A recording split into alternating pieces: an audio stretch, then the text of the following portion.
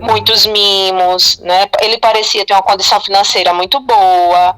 Você tava pendurada a quantos andares embaixo? Eu estava no 7º andar. Sim, sim, eu senti minhas perninhas balançando no ar. Assim, não tinha nada embaixo. E você tava nessa Só que situação e dependendo do dinheiro dele. ele faleceu.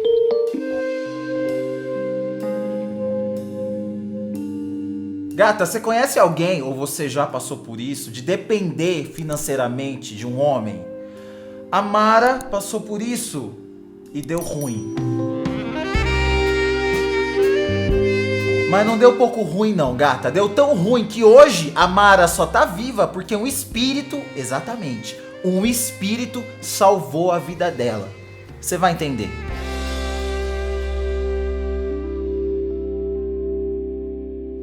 Mara, quantos anos você tem? 42. 42 anos e você viveu uma cena de novela, né? Uma cena de novela ruim. Sim, sim. É um caso bem bizarro. Então, Conta aí pra gente o que aconteceu. pronto. É o seguinte. Eu tive um relacionamento com um gaúcho, tá? E nos conhecemos em 2001. Eu tinha 20 anos.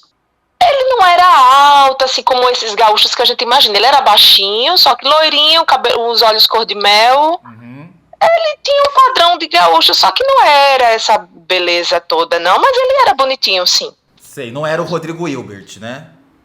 Não. Tá, tudo bem. Ele era um Rodrigo Hilbert no tamanho menor, assim, com o rosto mais fininho, mas o cabelo era bem parecido, assim.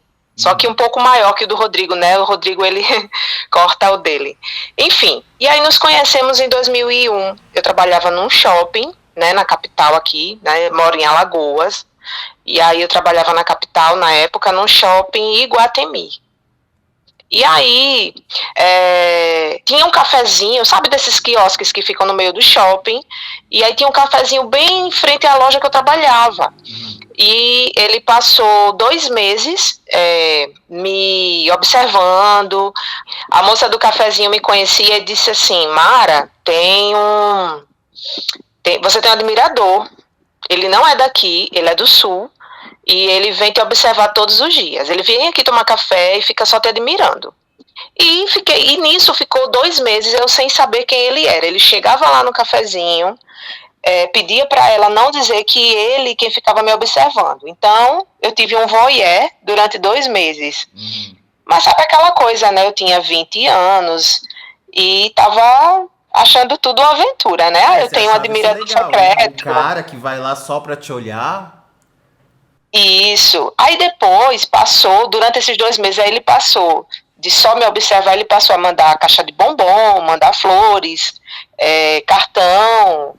E aí, uma bela noite, quando eu larguei, era 10 horas da noite, aí ele me abordou, né? Eu vi a ponta do carro dele assim, na época um BMW vermelho, tu imagina, assim, sabe aquela coisa de chamar, ele fez uma cena com ele era tudo exagerado, assim, aquela cena, ele atravessou o carro na minha frente, a BMW vermelha, conversível, e aí eu fiquei assim, quem é esse louco, né? Mas que carro lindo, né? E aí ele falou o meu nome, né? Oi, fulana. Aí eu falei, então eu imagino que você deva ser o admirador secreto. Aí ele fez, sim, sou eu. Resolvi me apresentar para você hoje. Aí eu fiz, precisava ser aqui no estacionamento no escuro. Aí, enfim, ele começou assim a falar de uma forma que me passou confiança. E aí me convidou para jantar e eu fui, a louca, né? Entrei no carro dele, sem conhecer direito, mas assim, por ele já estar me observando há 2 meses e ele já era assim, conhecido da menina lá do cafezinho, eu me senti segura, né? Sim. E ela falou que ele morava em Maceió, era empresário e tal. Então eu pensei, ele não vai fazer nada comigo porque ele tem um nome a zelar, né? Enfim, também idade, tinha um filho. Gata? Não tem o que se culpar em relação a isso, porque com 20 anos a gente não pensa nas coisas direito. Sim, é verdade. A gente não pensa. Toda aventura é bem-vinda na cidade, né? A gente gosta Uhum. de se jogar. Aí fomos jantar, ele me levou num restaurante chiquérrimo e tal, enfim.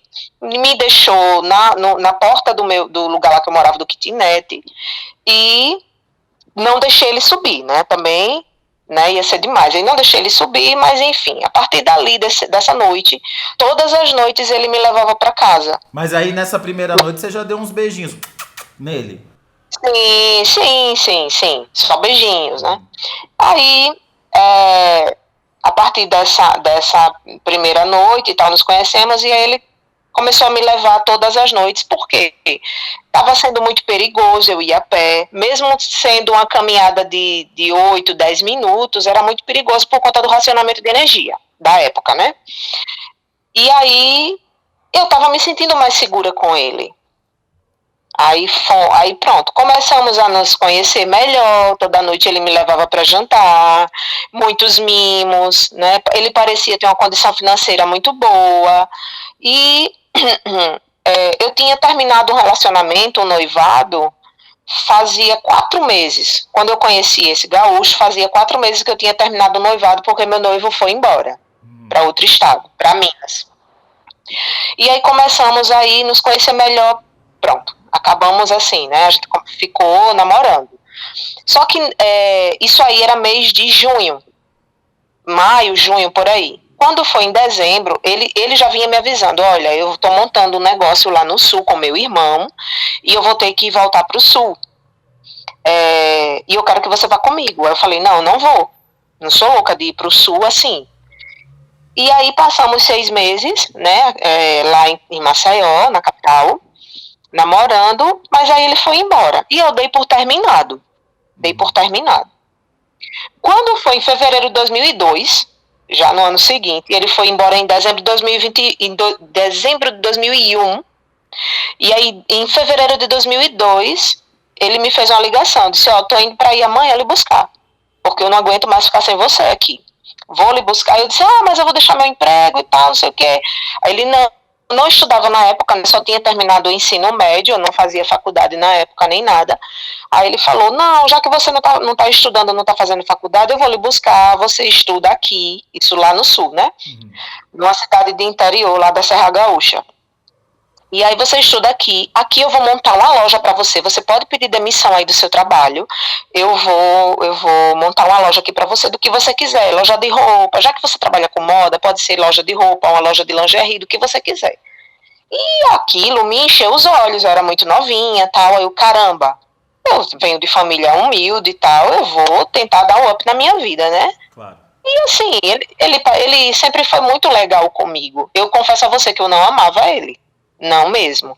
Mas ele era muito legal comigo, então eu tinha confiança nele, eu me sentia bem com ele, eu me sentia segura. E aí eu pensei, o amor vem com o tempo.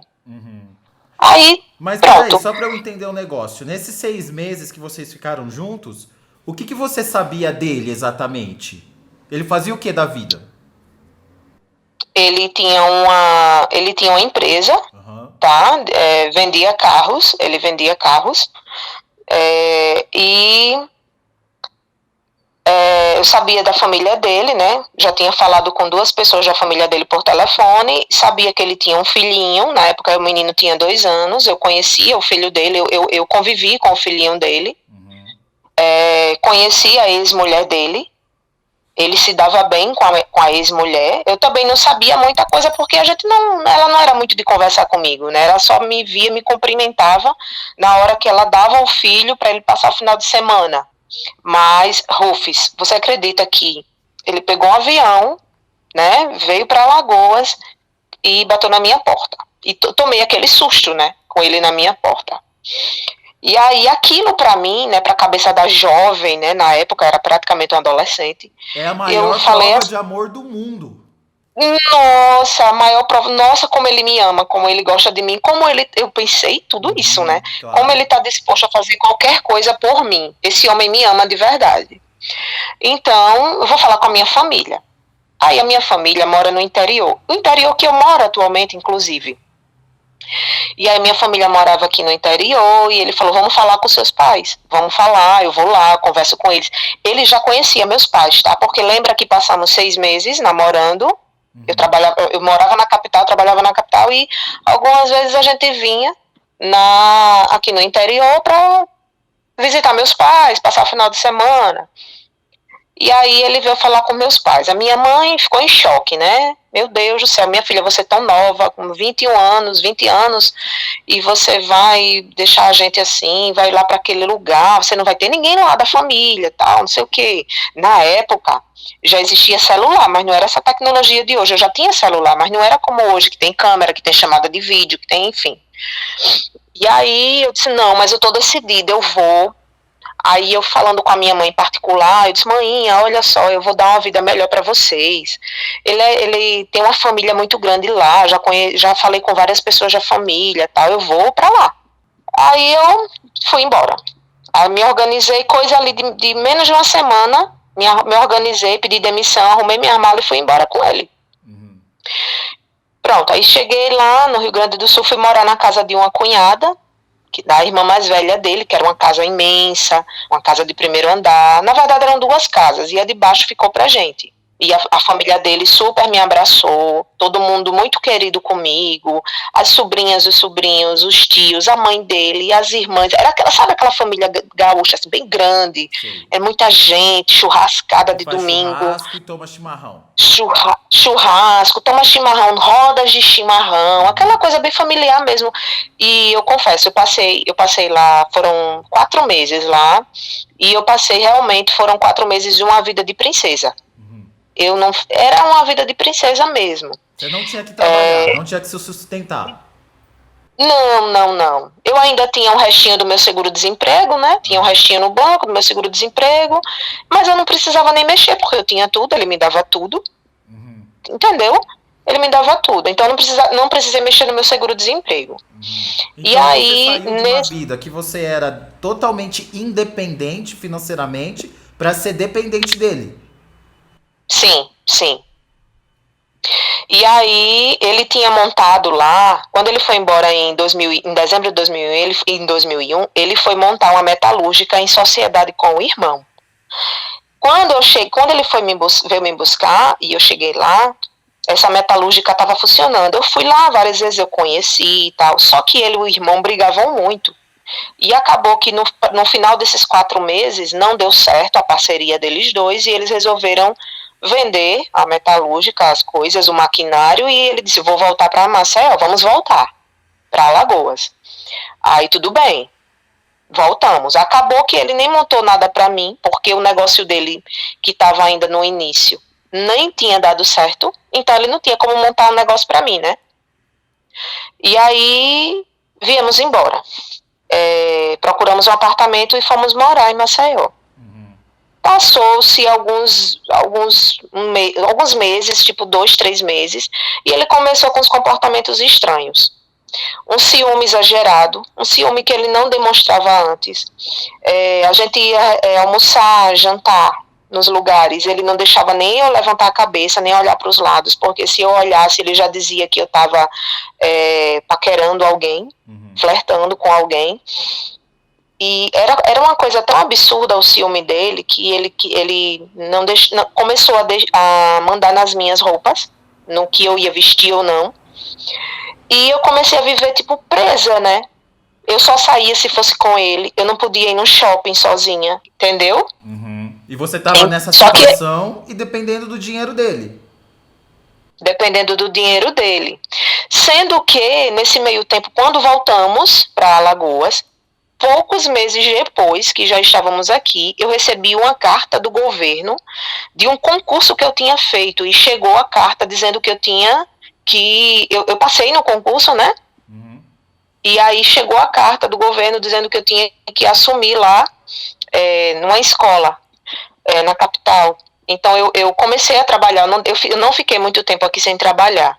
E aí essa situação começou a me incomodar muito, porque os ciúmes dele, os ataques, ele ficava muito nervoso, ele começou a ter uns ataques assim de fúria dentro de casa, ele começou às vezes quebrava um copo quando eu questionava, começou assim, com gritos, dizendo que eu que estava louca, que eu que estava enlouquecendo ele, para vir visitar os meus pais no interior. Também ele tinha que me mandar com o motorista de confiança dele, ou ele mesmo vinha me trazer, porque ele não deixava nem eu pegar um transporte, um ônibus, uma van para vir, um intermunicipal, né, que chamam. Então, eu ficava sempre na dependência dele, porque ele era muito obsessivo por mim. E aí, os comportamentos agressivos começaram a criar força. Até que um dia, no apartamento que ele conseguiu, que a gente foi morar, é aí onde vai chegar na história. Num bairro nobre lá, da capital, e nessa mesma rua morava também uma tia de consideração, né? Uma amiga da minha mãe que eu considero assim, como uma tia minha, né? Que ela me viu crescer e tal. Ela morava na mesma rua, nessa mesma avenida que a gente foi morar. Ela num prédio e a gente num outro prédio muito mais alto, né? Muito mais, como é que se diz? Era um prédio assim de classe média, confuso, entendeu? Né? Assim, um prédio chique. Isso. E a minha tia morava num prédiozinho de 3 andares, era mais simples o prédio dela, mas morávamos na mesma rua. E aí, deu na minha cabeça, e um dia acordei, sabe, assim, não, agora eu vou me rebelar. Ele tá pensando o quê? Que ele vai mandar em mim, que eu vou viver quase que em cárcere privado? Não. E aí, nisso, liguei para uma amiga minha, que morava num flat, bem próximo lá também, e era a minha folga. E aí eu resolvi que eu ia tomar banho de piscina com a minha amiga no flat dela, no prédio dela. E essa amiga minha, ela frequentava a minha casa às vezes. Era uma das únicas pessoas assim que ele permitia que frequentasse. Mas mesmo assim, não era para eu sair sozinha com ela. Só que aí nesse dia, que foi minha folga, eu resolvi tomar banho de piscina, liguei para ela. Ela também estava de folga e disse, venha para cá, vamos tomar banho de piscina. E fui. Só que ao invés de avisar ele antes, o que eu queria fazer, eu primeiro fui e não avisei. Então, passei a manhã com ela, tomei meu banho de piscina. Quando cheguei em casa, nisso, meu telefone ele já tinha ligado milhões de vezes, milhões de chamadas. Aí, quando eu cheguei em casa, ele já estava lá me esperando, e aí, né, o bicho pegou. Foi quando ele começou a descer o nível mesmo, me esculhambou, sabe, de tudo quanto é nome baixo que você imaginar. Também falou mal da minha amiga, dizendo que ela era isso, que ela era aquilo. Assim, começou a defamar a minha amiga de todo jeito que você imaginar, sendo que ela sempre foi uma pessoa muito decente. E aí ele realmente bateu em mim nesse dia, e ele precisava ir trabalhar. Depois que ele bateu em mim, ele pegou e disse, agora, a partir de hoje, você não tem mais a chave, você só vai sair comigo ou quando eu mandar. E aí ele me trancou. Aí sim, eu fiquei em cárcere privado, de verdade, né? Ele saiu, trancou tudo, disse, eu vou trabalhar. E aí ele levou meu celular também, tá? Eu tinha o celular, ele me deixou incomunicável. E eu fiquei lá, né? Na minha torre de cristal, isolada, sem chave, sem poder sair, sem celular, sem nada. Aí ele chegou, já era noite. E ele, quando chegou, eu tava lá deitada no quarto, e aí ele tava mais calmo e foi tomar banho. Só que aí eu tava ainda tão nervosa de ver ele, quando eu vi, eu fiquei com muito medo. E a gente morava no 7º andar. E aí eu aproveitei que ele foi tomar banho, quando ele ligou o chuveiro, eu vi o chuveiro ligado, aí eu aproveitei, peguei a chave e saí correndo, desesperada, porque tudo que eu queria era sair dali. Eu não imaginava passar aquela noite com ele, dormir na mesma cama que ele. E aí eu peguei a chave, saí correndo, e ao invés de ir pro elevador, porque eu também pensei assim, se eu for chamar o elevador vai demorar a subir. Pode demorar. Eu vou pela escada de emergência. E sendo que na escada de emergência, a luz da escada de emergência era daquelas de sensor. Quando ela só acende quando, né? Quando a gente pisa, quando entra. Só que como eu nunca tinha ido na escada de emergência, eu não sabia como era o corrimão. sendo que o corrimão da escada de emergência desse prédio era muito, muito aberto, assim, dava para passar um elefante, sabe, para cair lá embaixo. E o que aconteceu? Quando eu abri a porta, eu entrei tão rápido na escada e que não acendeu o sensor. Não acendeu, tava um breu total. E aí eu só vi quando eu escorreguei na escada, eu meio que tropecei, não sei como foi, e me segurei, eu senti caindo, e aí eu me segurei no corrimão. Eram 2 ferros, um em cima e um mais embaixo, eu me segurei no ferro mais de baixo e fiquei pendurada. E a luz não acendeu, fiquei totalmente no escuro e fiquei pendurada, primeiro com a mão e rapidamente consegui me segurar com a outra. Você estava pendurada a quantos andares embaixo? Eu estava no 7º andar. Foi assim que eu abri a porta da escada de emergência. A gente morava no 7º andar. Dava mais ou menos 20 metros de altura. 20 a 22 metros de altura. E você pendurada com a mão. Se soltasse, você caía lá embaixo. Sim, eu senti minhas perninhas balançando no ar. Assim, não tinha nada embaixo. Eu pendurada com as 2 mãos. E no escuro, e a luz do sensor da escada não acendeu. Foi aí que eu meio que... Aí nessa hora, assim, é meio que um apagão, assim, na minha mente. Que eu pensei em frações de segundos, assim. Meu Deus, eu vou morrer. Eu só pensava assim, eu vou morrer. E aí nisso eu senti como se fosse algo me pegando assim nas minhas pernas e me levantando e me colocou assim. Eu senti a minha perna sendo empurrada de baixo para cima. E aí eu peguei uma forçazinha e consegui botar o joelho em cima de volta na escada. E eu senti uma força mesmo, assim, como se fosse um elevador invisível me impulsionando para cima. Como se porque fosse eu já estava real. Espírito. Sim. Na verdade é como se fosse eu tivesse sendo levantada por alguém que tivesse comigo no colo, me suspendendo, me levantando. Foi aí que eu senti o meu joelho de volta na escada. E aí, quando eu senti o meu joelho de volta na escada, assim, os meus joelhos, o meu corpo indo, aí eu me arrastei até o canto da parede. E quando eu me arrastei até o canto da parede, a luz acendeu. Quando a luz acendeu, eu estava trêmula, né, com a respiração ofegante, muito ofegante.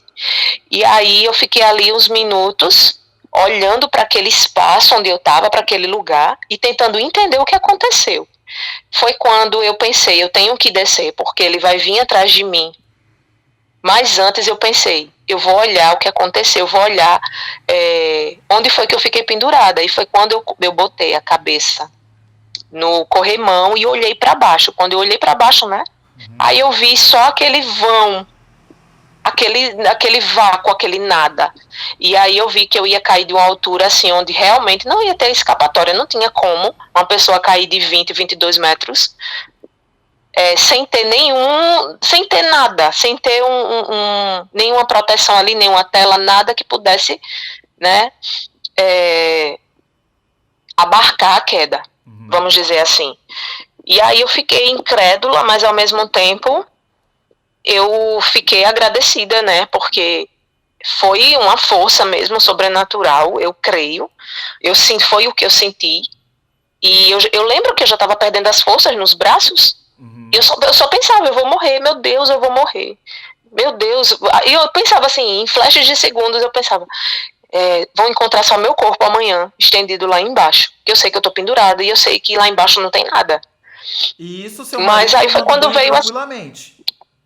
Isso, ele lá tomando banho. Nessa hora que eu fiquei pendurada, eu nem pensei nele, eu nem lembrei da existência dele. Só depois que eu lá sentada na escada, encostada no canto da parede, né, com aquela respiração ofegante, aí eu pensei, eu vou ter que continuar descendo para pedir ajuda, porque ele vai vir atrás de mim. Foi aí quando eu lembrei dele. E pronto, e aí foi aí que eu consegui descer mais uns 2 lances de escada e resolvi bater na primeira porta que eu vi, num apartamento de um casal desconhecido, um jovem casal desconhecido, e aí eu pedi ajuda, consegui, né, através da casa deles, eu liguei para minha família, liguei para minha tia, também que morava nessa mesma rua, e ela foi lá no apartamento que eu morava e foi conversar com ele, disse, olha, a Mara tá segura,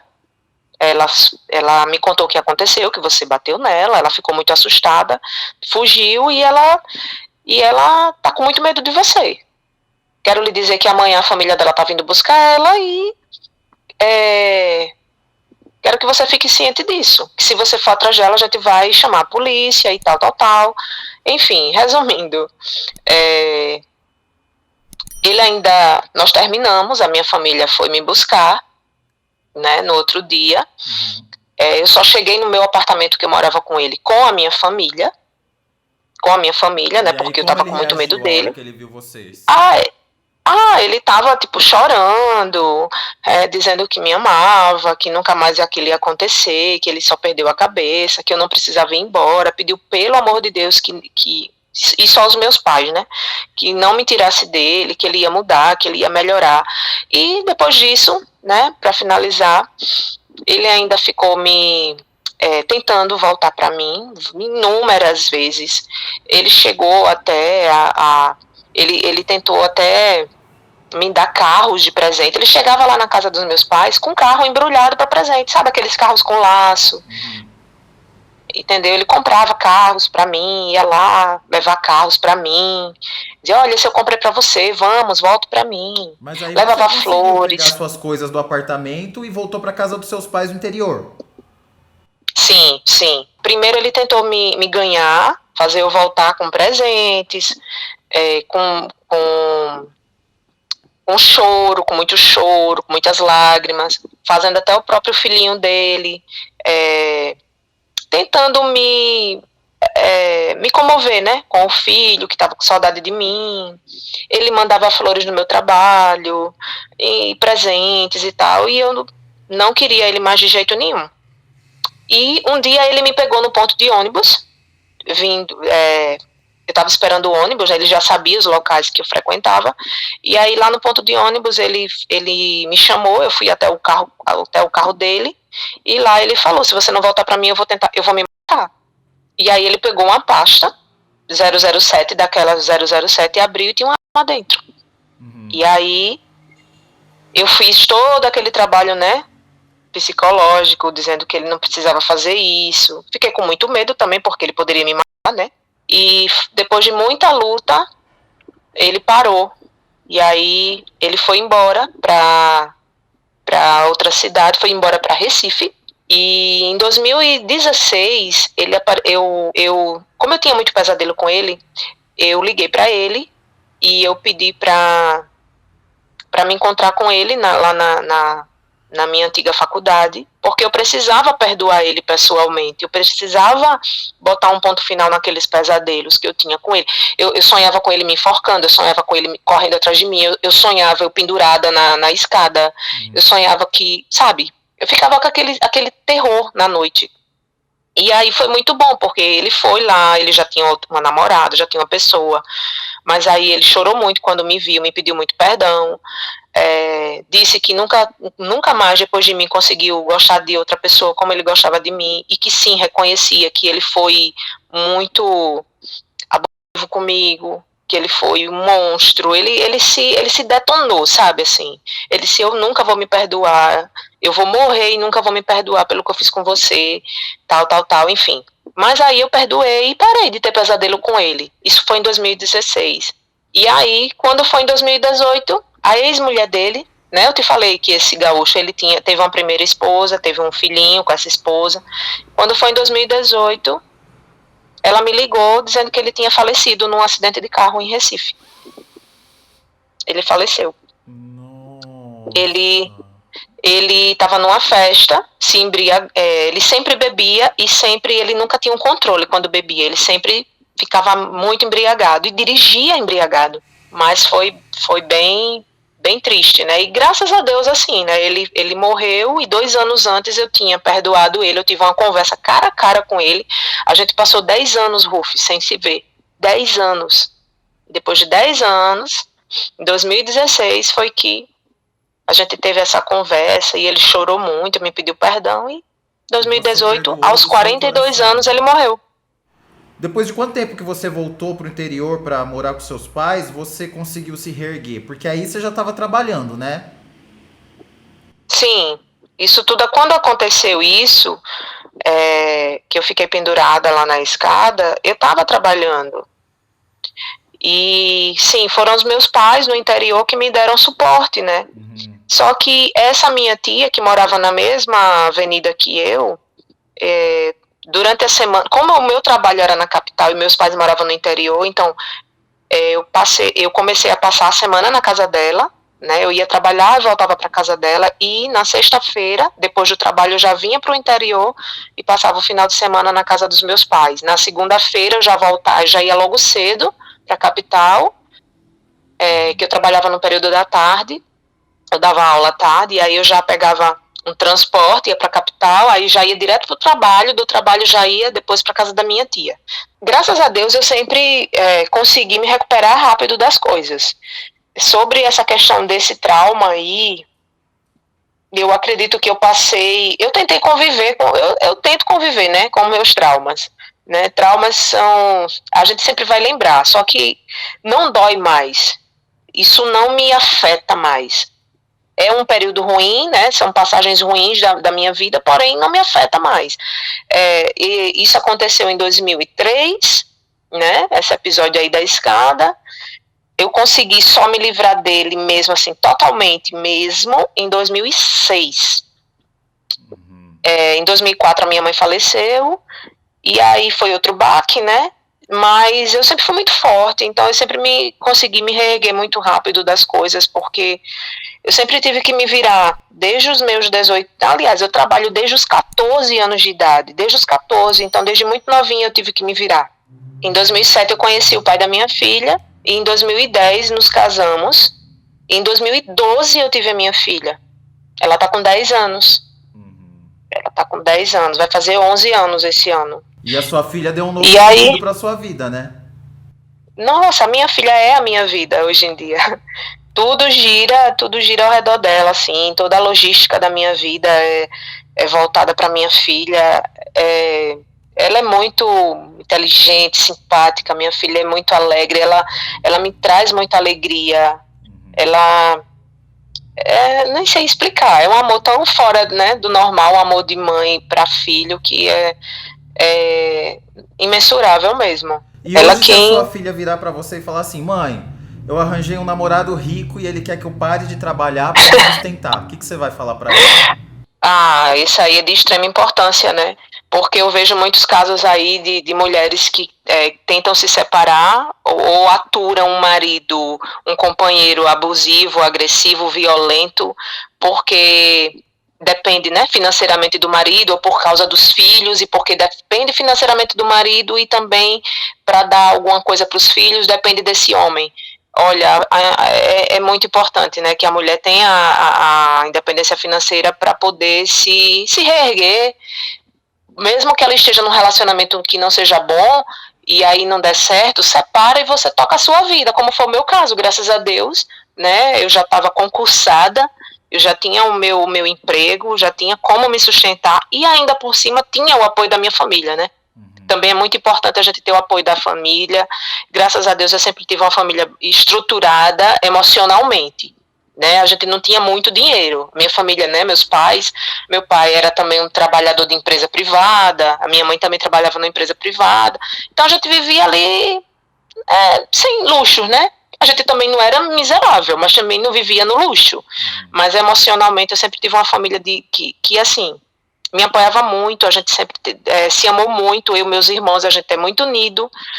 Infelizmente minha mãe faleceu em 2004, mas até hoje eu tenho um relacionamento lindo com meu pai, e eu dou graças a Deus e a ele e a minha mãe por ter me criado tão assim, independente. Eu fiz faculdade, eu fiz pós-graduação, fiz 3 pós-graduações, e enfim, é isso. Eu acho que é de extrema importância a mulher, ela estudar, ela trabalhar, ela procurar ter o dela, ter com que se autossustentar. E nunca, jamais depender de homem nenhum.